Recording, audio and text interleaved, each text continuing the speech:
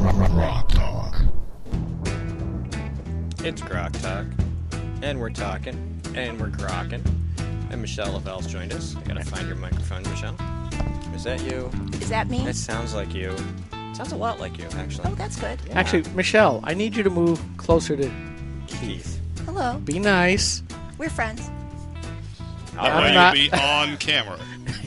Michelle will No, be joining up us for the there. next segment. Yeah, she's joining us now, of course, but we'll be talking about some education bills. Okay, Mike. After that, we'll have Governor George Pataki here. If we can't ham it up, what are we here for? All right. We were talking about California, which, who cares? Let them drown on their own. We were talking about California Dreaming last week, and that was a true. good discussion. It was. All right, so anyway, where were we going? Oh, you were going on about California. All I was, but I'll pass. Okay, so we're done with Next California. point, Mr. Oh, Oh, Kimberly. wait, Kimberly, go ahead. Wait, no, I have a... I'm waving to you guys, but you can't see me. Hi. Hi, you're waving. I thought I one felt of a the- breeze. I wasn't sure where that was coming from. No, that was just me bloviating. One of the things with Medicaid expansion that I've looked into is, we have regular Medicaid, we have Medicaid expansion. What's going to happen, and what people don't realize who put it into place, is that eventually obviously the money runs out, but the real people who need help that are on Medicaid, right, the actual people who supposedly need our help, are going to get pushed to the back of the line, because New Hampshire is still going to get more money for the people on Obamacare's Medicaid expansion than they are for the people on regular Medicaid, the actual people who supposedly really need it. So, because as we all know, Obamacare's Medicaid expansion covered people who already previously had health insurance, but they just made it so now they're government dependent. So the people who actually could never afford health insurance, or maybe they're disabled, or they actually needed the help, are going to be pushed to the back of the bus, because the state isn't going to get as much funding for them as they will for the Obamacare Medicaid expansion people. A lot of existing programs were going to get screwed, and everybody knew that. I actually wrote an article for Watchdog that'll get published Monday on this topic regarding New Hampshire, not specifically what you said, but there's so many things wrong with this. I mean, and the Republicans in the Senate are still saying they will support an expansion past 2016, and I wrote about it this morning. New Hampshire is a donor state. I think we all agree that everybody says that. Ask anyone in the political class, they'll tell you New Hampshire pays more in federal taxes than it gets back. So they're running around saying, well, the federal government's paying 100%, and then after 2016 they're going to pay 95%. Of what?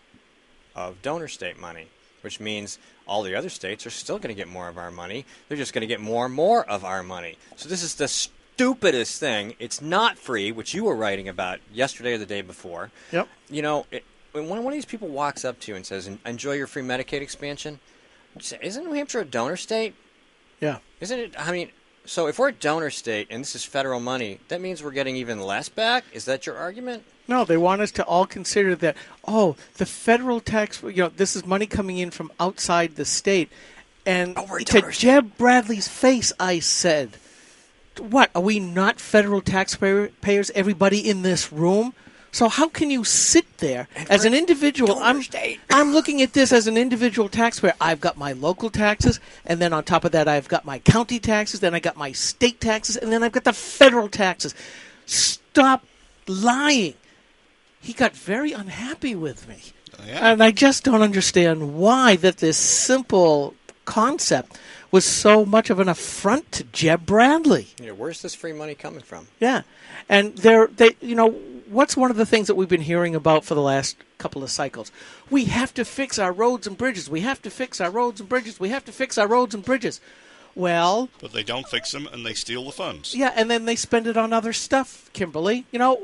What is wrong with me? Am I such a simpleton with these simple ideas? If you're going to rail about something, how about fixing them first? Take the political will and fix them first? I'm going on rants today. That's because they're too busy wasting money on other things and crony capitalism, and they're not paying attention to not being responsible like we are with our own budget.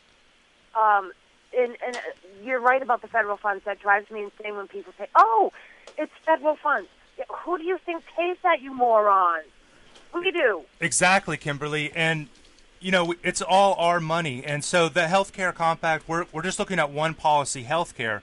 But if we can make 50 laboratories of democracy, if we can make healthcare more efficient and affordable, then we can save money in that one area, and that will put less pressure on the federal budget and then also the state budgets. And so I talk to state legislators all the time, and they're always telling me, we all know in New Hampshire right now, there's obviously a budget issue. But if they had another $50 million that showed up, because of efficiencies based on several years of progress through 50 states doing different things, that would be great for everybody. Yeah, and I mean, while California is paying for sexual reassignment surgery for inmates, New Hampshire's paving a road.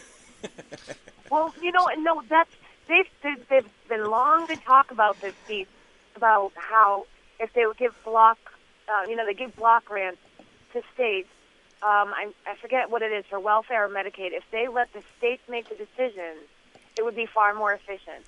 I think they do it for welfare now, and they should do it for Medicaid, but they don't. And that's why Medicaid is such a disaster and a mess and one of the worst health care insurances, quote unquote, in the entire country, because the feds run it and they don't let the states make the decisions based on the state needs. Okay, so as I see it, Kimberly and folks, there's a problem with this whole idea of block grants. The problem is, once the government's got its hands on the money, the government and the bureaucrats are going to try and decide what they, and therefore we, will do with it. So we're assuming here with this healthcare compact, it's legal and constitutional for the states to make a compact amongst each others. For example, all the states could get together and allow concealed carry across state borders if they chose to. But the place where I see this breaking down, and where Keith can correct me, the states can agree amongst themselves that they're going to experiment with healthcare, and they're going to use the block grants to experiment within their borders. But what if the government says, well, we're not going to give you a block grant. You do it our way or you don't get the money. So there's an issue with that. It's called House Joint Resolution 50. It's in Congress right now. It's being debated. Representative Doug Collins of Georgia submitted it. So our goal is to get this bill passed at some point. And even though the Kansas Secretary of State suggests accurately that the president doesn't have to pass this, we're actually trying to talk to all of the Republican presidential candidates about this, thinking that there's a good chance one of them will be the next president, just to make sure they're on the same page, they're not actually opposed to the idea. I know a couple of the candidates, like one's from South Carolina, one's from Texas, actually two from Texas, and those states have already passed this. So there's probably not going to be much opposition to them, but we're just trying to inform all of the candidates about it, let them know about the bill, let them know about the idea, how it is constitutional. I actually brought a constitution with me in case I ever see a presidential candidate. I always have a constitution on me. We're going to have one here in just a little while, too. Governor George Pataki, former governor of New York. We can ask him. Yeah, you leave a constitution. It might be startling. Might be. Hey, this is for you. I probably have one somewhere. I do. It's in one of these bags. Yeah. I can give him both, U.S. and New Hampshire. I bet you he'll love Article 10. You'd be surprised. Hey, that's interesting. How are you doing with that? So anyway, a couple minutes left. So I wanted to mention the website for the listeners, please do. healthcarecompact.org.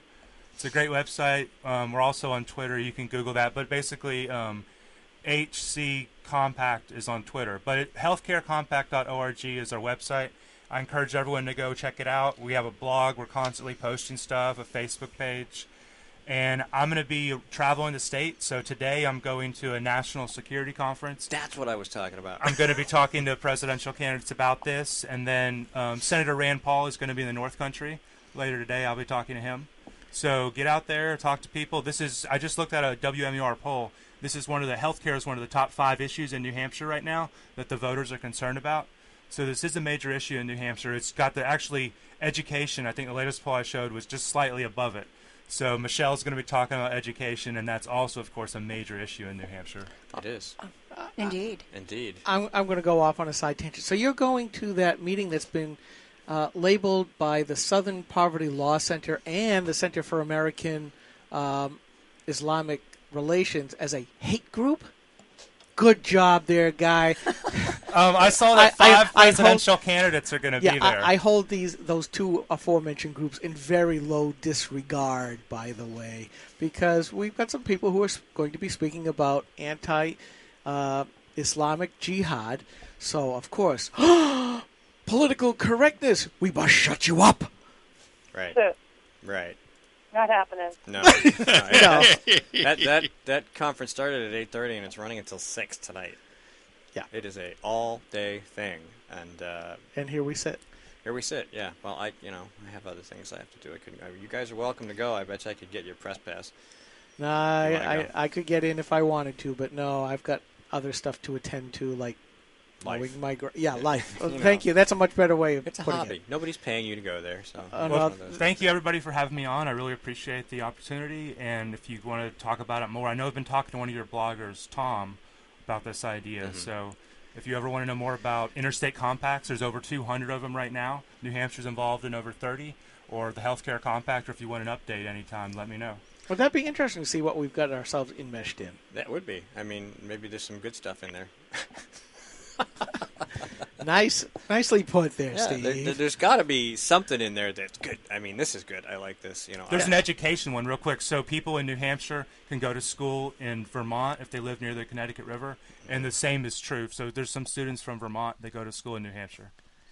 Oh, there is, yeah, and we had this discussion with the whole Croydon thing, and, Yes. and that all ties to that, because that's already a legitimate process. You can go spend your money in Vermont on a school, so we'll have to have Jody back on, too, talk about that. All right, we are going to come back in a few minutes to talk to Michelle Lavelle about Governor Hassan and some of the legislation that has come and gone in the past session, maybe some legislation that's coming back. And, of course, we still have veto override day has not arrived, and we are waiting to see. Want to push hard to get some of these bills over the hump, even though it's going to be a tight squeeze. So everybody stay tuned. This is Grok Talk. We will be right back.